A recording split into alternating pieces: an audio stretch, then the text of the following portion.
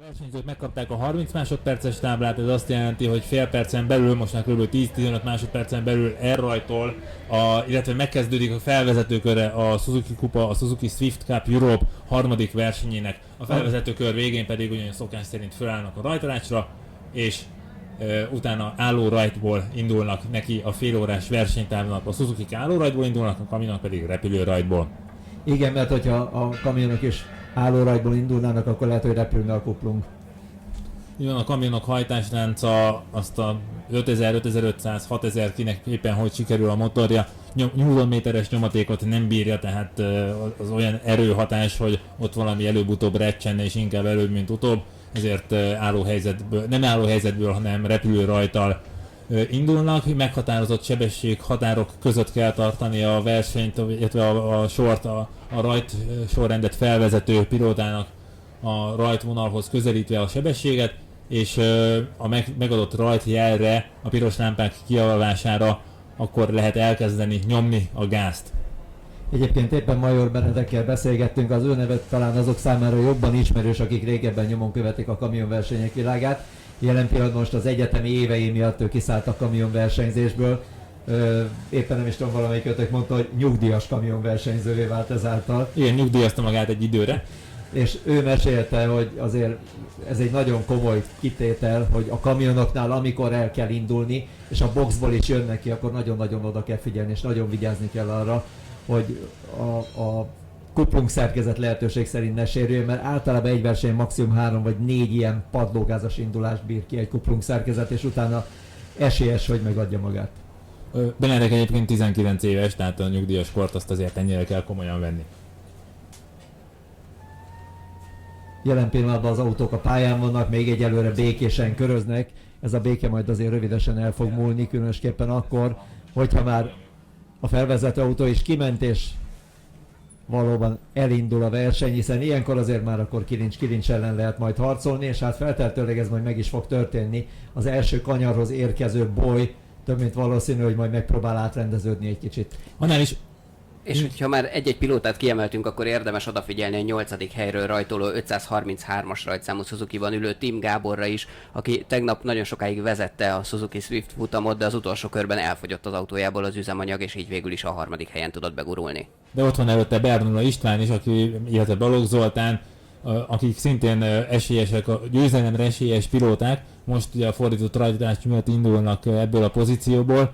Én úgy gondolom, szokás szerint a Suzuki Swiftek harca egy kifejezetten látványos verseny lesz. Ezek egy ilyen 130-140 lóerő körüli versenyútók, többen talán nem veszik őket eléggé komolyan, de mindaz az élmény, amit bent nyújtanak a versenyzők számára, mindaz a látvány, amit a közönség részére nyújtanak, nagyobb odafigyelést érdemel, nagyobb figyelmet érdemel, ugyanis kifejezetten érdekes, látványos, izgalmas csatákat vívnak, teljesen mindegy, hogy hol, Hungaroring, Pannonia Ring, Szlovákia Ring vagy valamelyik osztrák pálya, mindig minden Suzuki Swift Cup Europe futam nagyon izgalmas és érdekes, és hogy a tegnapi nap is példája volt, az utolsó kör, utolsó kanyarra is hozhat még meglepetést.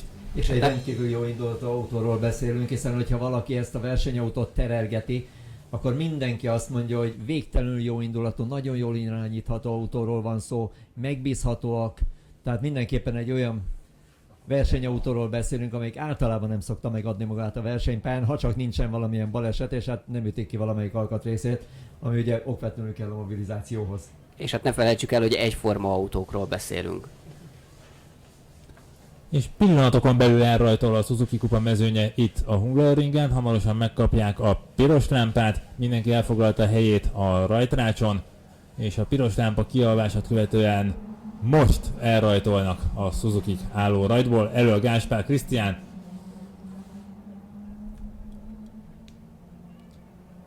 Érdekes lesz az első féktáv, mint a legtöbb verseny esetében. Egész jól tartja a lépést a mezőnnyel a BMW 135i orvosi autó, és ha minden igaz, akkor Keszthelyi Hülyen fordult el az első íven a legjobban, de mellette ott van szorosan Gáspár Csaba, mögöttük pedig Balogh Bence.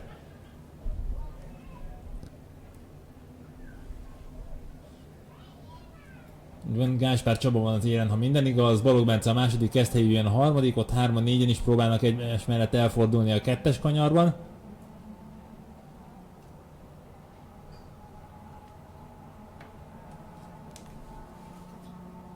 és a menszelve fölfelé tartva nagyjából kialakult a sorrend. Még Team Gabi vív és fordul el külső íven az Aquarena alatt, a tampája alatt, és most pedig belső ívről rögtön pozíciót is tudott fogni. Tomás Bizub is följött a 4. helyre.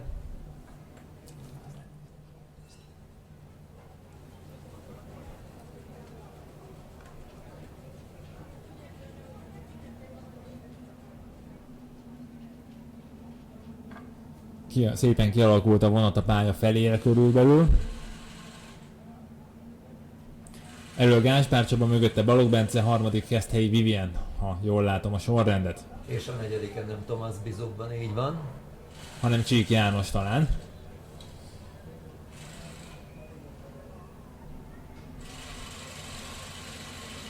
És már is megy a helyezkedés a lefelé jövőben. A pálya második kimondottan előzési pontjának tekintett helyen, de ettől függetlenül máshol is lehet előzni, azon a Hungaroringen, ahol sokak szerint egyébként sehol. Tegnap Kis Norbi is megmutatta, hogy olyan helyeken is lehet kamiont kikerülni, hogy nem is gondolná az ember, hogy ott elfér egymás mellett két autó. Hamarosan teljesítik az első körüket. Harmadik, negyedik helyért megy a válnak vetve zajló csata.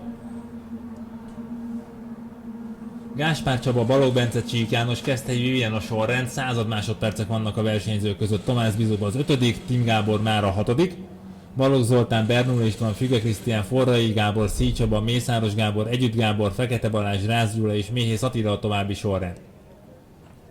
Ugye Csík János és Keszthelyi Vivien csatájának köszönhetően a mögöttünk lévő páros Tim Gábor és Bizub Tomás is előrébb tudott jönni, nagyon egymással volt elfoglalva Csík János és Keszthelyi Vivien.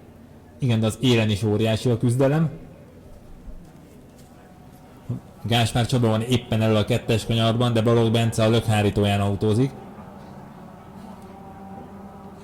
A 3. kanyar gyakorlatilag teligázon elfordulják a Suzukival. Nagyon fontos, hogy ne törjön meg a lendület, és minél nagyobb tempóval kezdjék meg az emelkedőt, ugyanis az emelkedő a legnagyobb ellenség az ilyen lendületautóknak, ahol muszáj megőrizni minél több lendületet, az egyszer összeszedett lendületet nem szabad elveszíteni, mert rögtön súlyos pozícióba kerül.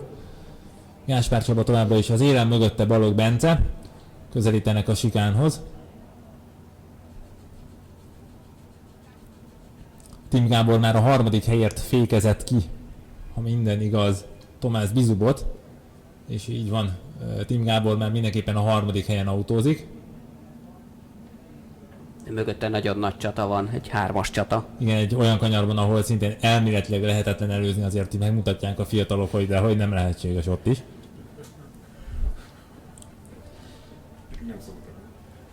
Az más kérdés, hogy nem szoktak ott előzni, de lehetséges. És akik ugye most érdemes a kivetítőket nézni, amikor a pálya hátsó felén tartanak a versenyzők, lehet látni a hátsó kameraállásokból, hogy mennyire úsztatják a kanyarokba az autót, nagyon finom, inkább neutrális, de picit a túlkormányzottságból hajló állapotban tartják, ezzel is kímélve a fékeket így keresztbe fordítva lassítják meg az autókat, hogy a fél óra végére is legyen még valamennyi fékhatás. Gáspár Csaba egy pici előnyre tetszett Balogh Bencéhez képest, és mögöttük ott van már is Tim Gábor, aki ugye tegnap is nagyon jól szerepelt. Mindjárt befejezik a második kört a versenyzők. Így van, Gáspár Csaba, Balogh Bence, Tim Gábor, Tomás Bizub, Csík János, Balogh Zoltán és Keszthelyi Vivien a sorrend, mögötte Bernoulli István, Füge Krisztián, Mészáros Gábor, Szíj Csaba, Forrai Gábor, Együtt Gábor, Fekete Balázs, Rácz Gyula és Méhész Attila. Tim Gábor megfutatta a verseny leggyorsabb körét, a 3. helyen autózva, tehát zárkózik föl, és most már gyakorlatilag utol is érte Gáspár Csabát és Balogh Bencét. Balogh Bencét már támadja, most külső ívről próbál majd a 2. kanyarban mellé bújni, mellé fékezni. A 2. kanyar egy nagyon érdekes kanyar, kifelé lejt, előrefelé is lejt, nem lehet látni, hogy hova is kell fordulni, tehát tudni kell, hogy mekkorát kell fordítani a kormányon, milyen kormányszöggel érdemes elfordulni ahhoz, hogy a lendület is megmaradjon, a tempó is megmaradjon. Mint ahogy említettem, egy körrel ezelőtt itt az emelkedőnél nagyon fontos, hogy milyen tempóval kezdik meg az autók az emelkedőt. És az, hogy Tim Gábor Balogh Bencét üldözi a 2. helyért, egy picit talán Gáspár Csabának is tudna segíteni, hogy meg tudjon lógni, hiszen mögötte egymásra kell, hogy odafigyeljenek. És Tim Gábor a lassító előtt talán megint megpróbálkozik, nem, most nem próbálkozik, most inkább saját ideális íven fordul, ezzel is lopva a távolságot Balogh Bence mögött. Lehetett látni a féklámpák felvillanásából, hogy Tim Gábor éppen csak megpucintette a fékpedált és inkább a kormánnyal lassította meg az autót, míg a többiek egy pár század másodperccel tovább voltak a féken. Az első hármas egy picit meglógott a mezőnytől, de hát ez a picit, ez épp hogy csak 2 másodperc. És ott az első hármas mögött rögtön ott van egy második hármas, ahol szintén óriási csata dúl, szinte most nagyobb, mint az első 3 pozícióért.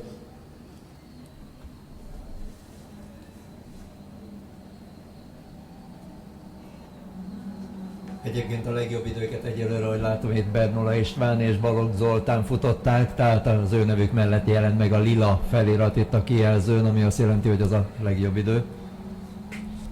Gáspár Csabának egészen rossz helyről kellett megkezdeni a célegyenesre ráfordított, hogy védekezzen, mert különben bebújtak volna mellé. Nem tudott meglógni az üldözők elől, sőt most ő lett az üldözött. Balogh Bence szélárnyékban. Gáspár Csaba mögött mind a kettő a belsőben, Balogh Bence most indult el kifelé, mögötte Tim Gábor.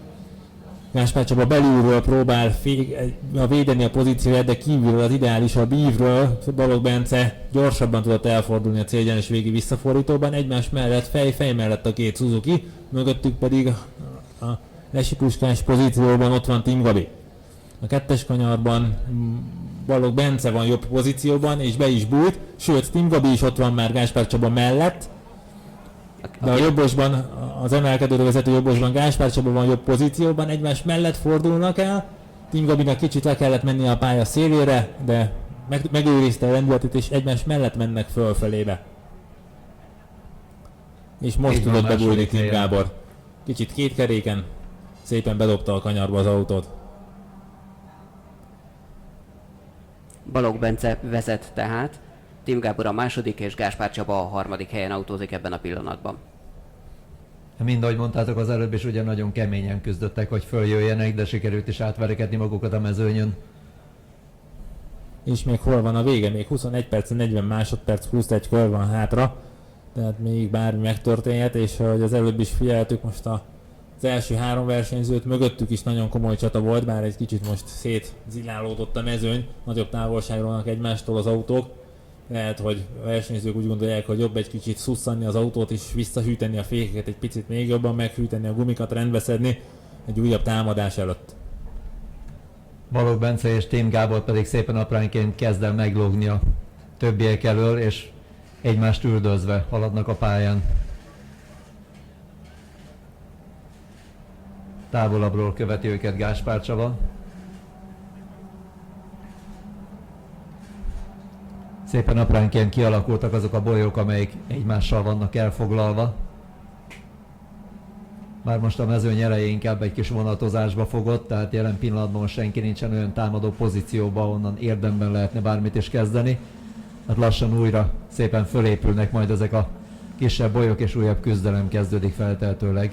Az első 3 1 másodpercen belül autózik, tehát Balogh Bence, Tim Gábor és Gáspár Csaba. A legnagyobb vesztese talán az elmúlt körök kicsit kavarodásának Keszthelyi Vivien volt, aki a második helyről rajtolt, és jelen pillanatban a 8. helyen autózik.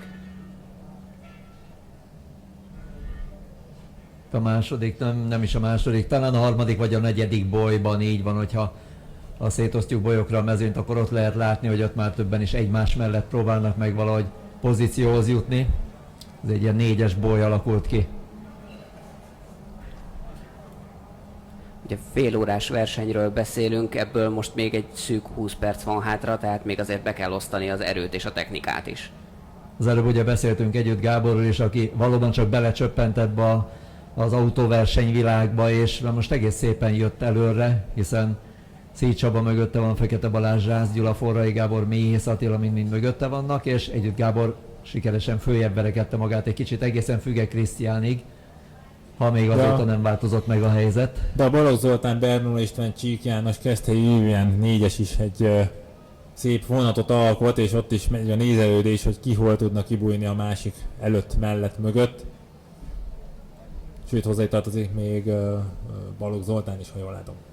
Egy ilyen szoros mezőnyben egy apró hiba is nagy hibának számít, nagyon sok pozíciót lehet veszíteni egy elrontott féktával is akár. Tim Gabi pedig rendíthetetlenül üldözi Balogh Bencét, egészen közel van már hozzá. Folyamatosan lopja a távolságot, kicsit leszakították maguk mögött Gáspár Csabát. Bízunk benne, hogy most ezen a versenyen legalább 1 literrel több üzemanyag van a tankjában. Igen, és nem jár úgy, mint tegnap, hogy az utolsó kanyarban, a célegyenesre, a célra fordító utolsó kanyarban fogyott el annyira az üzemanyag, hogy a kanyarban, ahogy ellöttyent, onnantól kezdve nem is tudta már felszívni a benzinpumpa, és egyszerűen megállt az autója, és az egész mezőny szinte elment mellette. És így lett azután tulajdonképpen lendületből került be a célba. Az 5. körben Balogh Bence, Tim Gábor, Gáspár Csaba továbbra is a sorrend. Most már Gáspár Csaba le van maradva 1,7-del Balogh Bence után, a 3. helyen. Tamás Bizóba, Balogh Zoltán, Bernoulli István, Csík János, Keszthelyi VVN, Mészáros Gábor, Fügelyek Krisztián, Együtt Gábor, Rácz Zula, Fekete Balázs és Forrai Gábor a sorrend. Följött Texi Csaba, és visszaesett a 15. helyre, és Méhész Attila zárja a sort. Itt most volt egy 4-es elvisz, minden 4-en elhagyták és visszatértek a versenypályára. Igazából egymáshoz képest nem szereztek jogtalan előnyt, de mindenképpen jegyzőkönyvbe került a dolog. 2. kanyarnál volt egy óriás féktáv, ha mindig az akkor Balogh Zoltán, ha jól láttam a rajtszámát. Fékezett egy kicsit füstölőset. Minden esetre pálya elhagyásért figyelmeztették az 508-as, 509-es, 519 és az 550-es rajtszámú autót is, tehát 4 pilótát. Ilyen az, amikor a küzdeni akarás, az előzési vágy, a győzelmi vágy az egy picit felülírja a racionális gondolkodás, de hát ez ilyenkor benne van.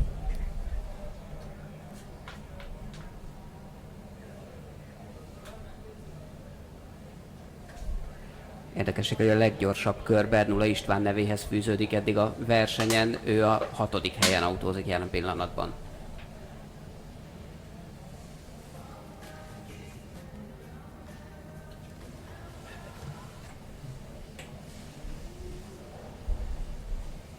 Tim Gabi szinte lögdösi maga előtt Balogh Bencét, természetesen nem ért össze a két autó, tehát képletes a lögdösés kifejezés, de nagyon egymás lökhárítóján vannak. Balogh Bencének megint belülről egy autónyi szélességgel bejebbről kellett kezdeni a kanyart, ami a kigyorsítás szempontjából nem a legideálisabb. Tim Gabi ott is van mögötte. Na hát máshogy sajnos a pozíciót nem tudja védeni, most már valóban azzal van elfoglalva, hogy Tim Gábort valahogy visszatartsa. Mindez persze a szabályokat a lehetőségeken belül, de itt ilyenkor bármit jóformán. Időközben az 550-es rajtszámú autó Csík János kapott egy fekete-fehér zászlót egy utolsó figyelmeztetés pálya elhagyásért. Kiderül, hogy a Suzuki számára keskenyebb a Hungaroring, mint a kamionok számára. Úgy látszik, a kamionoknak kirakott büntetőjelzések, márkerek, ezek olyan visszatartó erővel és az elütésükért kapott büntetések olyan visszatartó erővel hatnak, amik a Suzuki-sok számára ugye nincsenek ott, és ők egy kicsit így bátrabban szélesítgetik a pályát az aszfaltozott bukótereknek köszönhetően adott bátorság miatt. Egymás mellett a két autó, Balogh Bence és Tim Gábor, tükör a tükrön, kilincs a kilincsen. Most éppen Balogh Bence volt jobb kedvező pozícióban a 2-es kanyarban és fordult el elsőnek, de kicsit lesodródik az ívről a kanyar kijáratnál.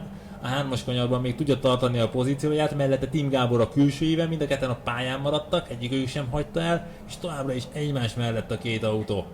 Fej melletti a csata, Tim Gábor egy picit jobb pozícióban, és beúsztatta az autót a balosban, nagyon tempós balosban, bőven 100 fölötti a tempó abban a balos kanyarban. Igazából ott sem lehet látni, hogy hova fordul az ember, mert van egy pici bukkanó, vagy optikai bukkanó van a pályában, és tudni kell, hogy mekkorát mozdít a kormányon, hogy hova fog érkezni, mert látni semmit nem lehet belőle. Talán a kamionokból. És már is 2 kanyar alatt jó néhány méteres előnyre között, lassan egy autói hossznyi előnyre tett szert Tim Gábor Balogh Bencével szemben. Rövidesen kiderül, hogy Balogh Bence ezt mennyire tűri jól ezt a dolgot, és mennyire tud még belehúzni egy kicsit, hogy újra megpróbálja visszaszerezni a pozíciót, bár úgy néz ki, hogy most egyelőre Tim Gabi mindent belead, és nagyon-nagyon megvan most neki a pálya, tehát nagyon jó passzban, nagyon jó hangulatban autózik feltehetőleg. Tegnap is így csinált, egészen az utolsó kanyarig. Abból biztos volt egy kis beszélgetés ebből a benzin dologból annak idején. Minden bizonnyal. Túl gyorsan ment. Igen, túl sokat nyomta Így a lehetett. gázt, túl Így nagy volt a lehetett. fogyasztás.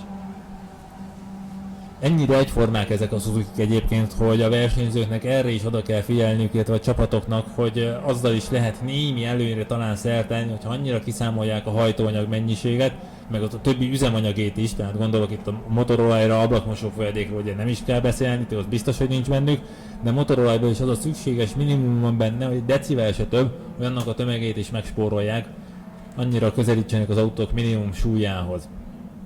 Team Gabi védekezni kényszerű Balogh Bencével szemben, kicsit beljebb húzta a célegyenes végén az autót.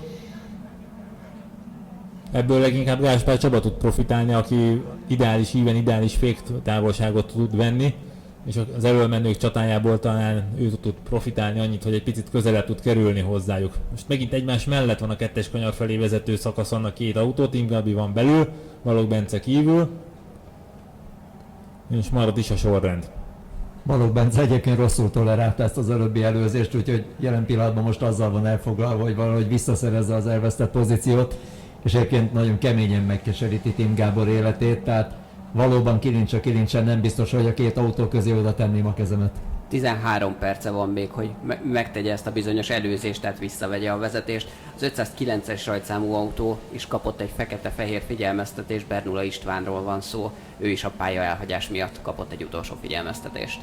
Igen, annak ellenére, hogy ők mondjuk nincsenek csatában, vagy akik nincsenek csatában, ők tudnak ők tudják a leggyorsabb köröket megfutni, ahhoz viszont néha egy picit el kell mérni, vagy elmérik ennek a kísérlete közben a féktávot, vagy a kanyar kijárati pontot, és ezért ilyenkor jönnek a büntetések. Most is az ő neve, tehát Bernula István neve mellett van az első szektorban lila szám, tehát az egész mezőnyben ő futotta eddig a leggyorsabb első szektort.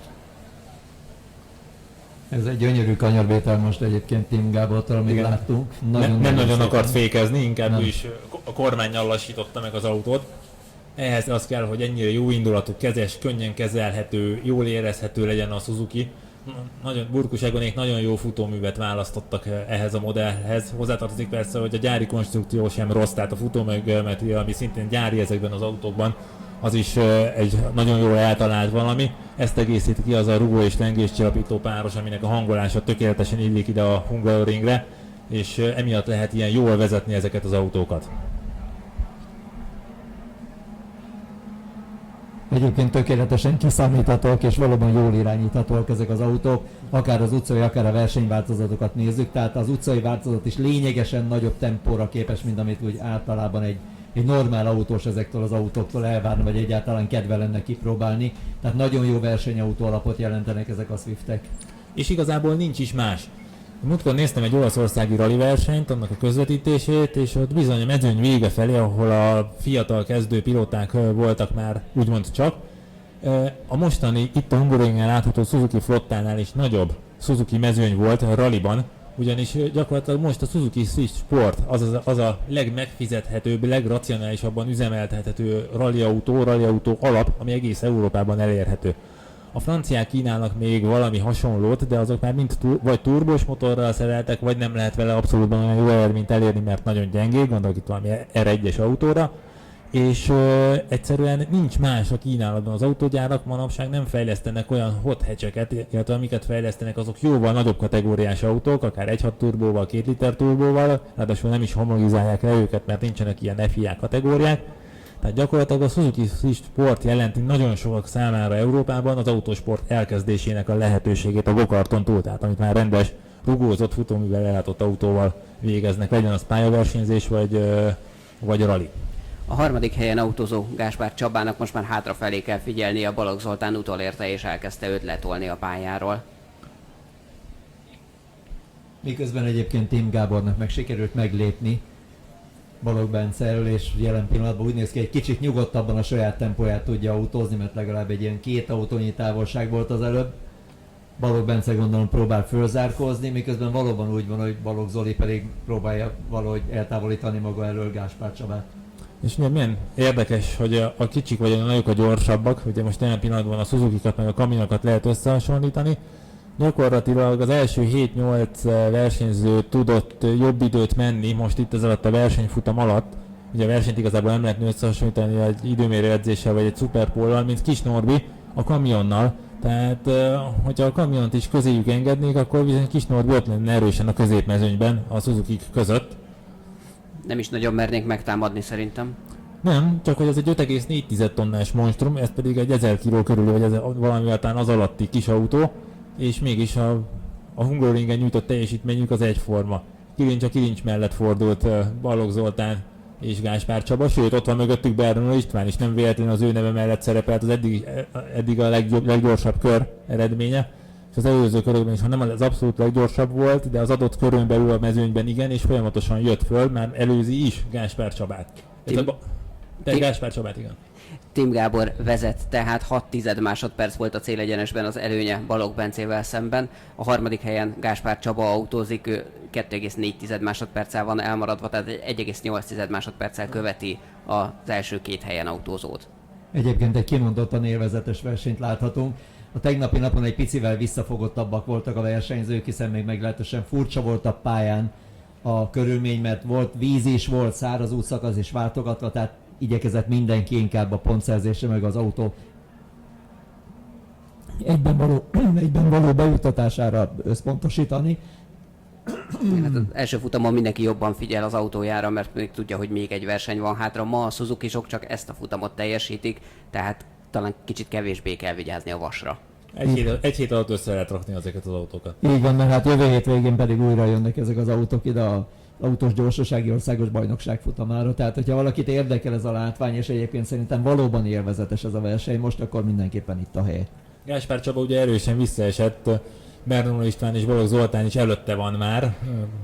Gáspár Csaba a fehér, szinte teljesen fehér autóval az 509-es, 589-es rajtszámmal, bocsánat, most már csak az 5.-6. helyen autózik. És ő mögötte Csík János. Lassan teljesíti a 10. kört is a mezőny. Ez a verseny ez időre megy, tehát fél órát versenyeznek, ebből a fél órából még 7 perc van hátra. Az még egy körülbelül 3 kör.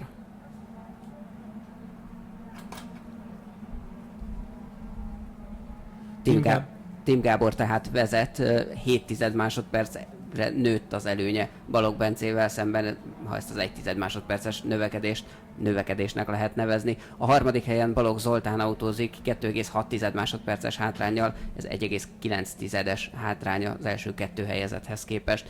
Bernola István a 4., Gáspár Csaba az 5., Csík János a 6. helyen autózik ebben a pillanatban. Közben, hogyha a mezőny végén is körülnézünk, akkor lehet látni, hogy ott is azért alakulnak a dolgok, hiszen Forrai Gábor megelőzte Együtt Gábort, és próbál meg ő is egy kicsit följebb kerülni a pontszerző helyek irányába. És közben Csík János egyetemű üldözi Gáspár Csabát. Ugye a gumiai fogyhattak el Gáspár Csabának, mert ugye a mezőny elejében is volt, és most már visszaesett az 5. helyre, mögötte ott van szorosan Csík János, és Tomás Bizup is üldözi őket, neki egy picit, ha jól látom, akkor Csálinára a lökhárító eleje, az első lökhárító jobb sarka, lehet, hogy volt valami kontakt. Az 509-es rajtszámú autó, tehát Bernola István kapott egy 2 másodperces büntetést pályaelhagyásért, ő ugye korábban már kapott figyelmeztetést ugyanezért, úgy tűnik, hogy megismételte a pályaelhagyást. És az rögtön több pozíciójába kerülne, tehát az rögtön 3 helyen esne vissza, hogyha most intennék le a versenyt. Ez a 2 másodperc. Sőt, a 250-es rajtszámú autó is megkapta, Csík János is megkapta ugyanezt a 2 másodperces büntetést. 550-es. 550-es.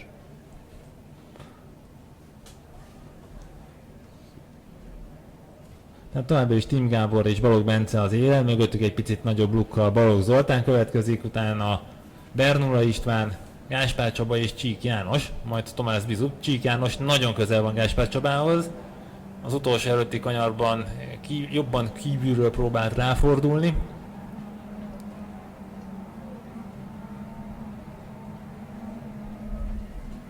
De nem sikerült igazából közelebb kerülnie hozzá. Gáspár Csabának nagyon elindult az autó hátulja a célegyenesre fordító kanyarban. Ezt Csík János rögtön ki is tudta használni, rögtön közelebb került hozzá egy pár méterrel.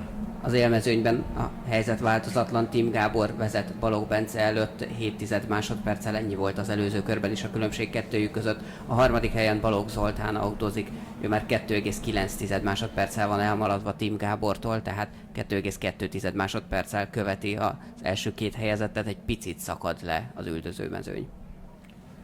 Bernola Istvánnak mindenképpen nyomni kell a gázt ahhoz, hogy ezt a 2 másodperces büntetést valahogy majd megpróbálja ledolgozni, tehát gondolom mindent meg fog tenni annak érdekében, hogy újra tudjon legjobb időt futni, hiszen ezzel valamit egy kicsit lehet hozni, meg próbálja csökkenteni a távolságot, hiszen már más esélye nincsen ahhoz, hogy meg tudja tartani a pozícióját. 1 másodperccel előtte autózik Balogh Zoltán, tehát mindössze ekkora tere van.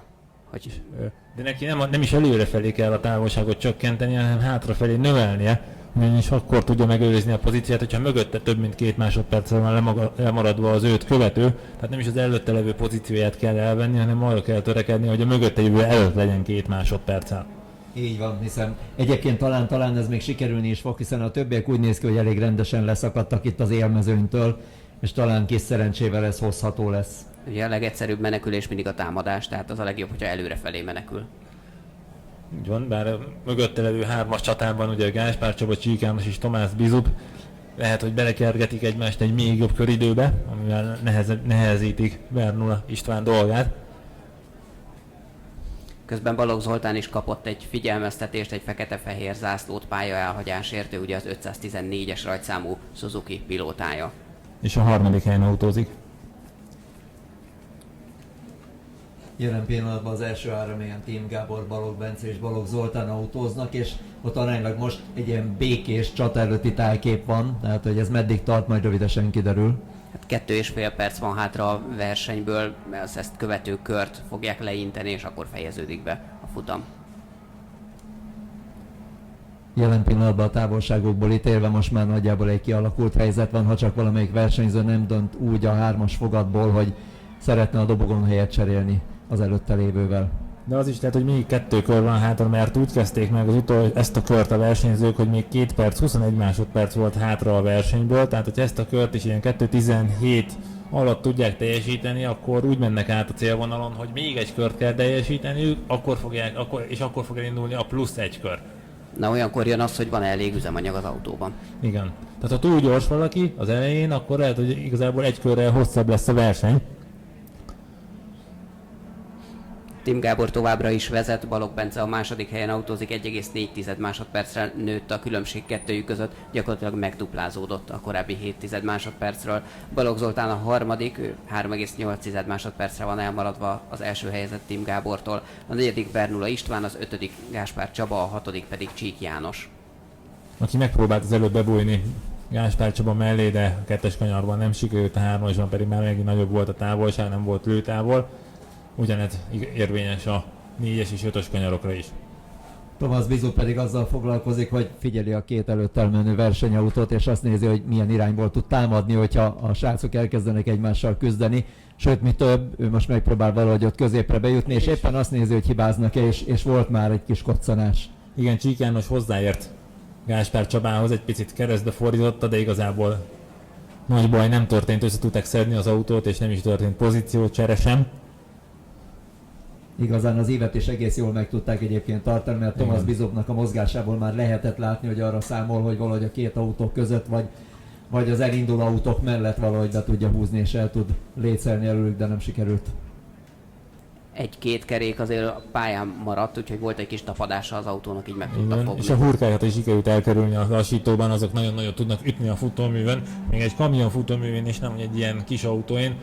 Nagyon jó fénykép felvételeket, illetve mozgókép felvételeket lehet látni a Hungaroringen, amikor ott készülnek a sikánnál, hogyha akár mondjuk egy Porsche szuperkupás autóval valaki rámegy egy ilyen hurkánra, akkor akár 4 kerékkel is föl tud repülni a levegőbe, és hogyha ez a pillanat megvan, akkor ez egy nagyon látványos fotó. Mindössze 4 másodperc volt hátra ebből a bizonyos fél órából, amikor Tim Gábor áthaladta rajt célvonalon, tehát meg kell kezdenie még egy kört, és akkor ennek a körnek a végén intik majd le a mezőnyt, tehát az utolsó körben vannak a pilóták, és ez mindössze 4 másodpercen múlott. Tim Gábor egyébként úgy néz ki, hogy biztonságos távolságban van már Balogh Bencétől, ami persze még azért megváltozhat, de most már azért megnézik a további küzdelmeket is. Csík János kívülről próbált elfordulni a célegyenesben Balog Gáspár Csaba mellett. El is sikerült is neki, de pozíciót nem tudott fogni, de közben Bernola István Balog Zoltánt üldözi a harmadik pozícióért. Most Csík János belül van Gáspár Csaba mellett a 2-es kanyarban, és ez most egy pozíciófogással, egy előzéssel zárult manőver volt, bár a 3-as kanyarban még ott volt mellette Gáspár Csaba, de sikerült Csík Jánosnak előrébb lépnie egyet. Nézzük Bernola Istvánék mit művelnek egymással. 4-es, 5-ös kanyar magasságában. Közben egyébként még egy picit visszatérve az előbbi 3-as fogászhoz, Thomas Bizub volt az, aki ugye az előbb még próbálkozott, hogy bebújjon valahogy a két küzdőfél közé, de úgy néz ki, hogy nem csak hogy harcoltak, hanem el is tudtak szakadni tőle egy kicsit, és ezzel elvesztette azt a lehetőséget, hogy pozíciót tudjon cserélni bármelyik versenyzővel.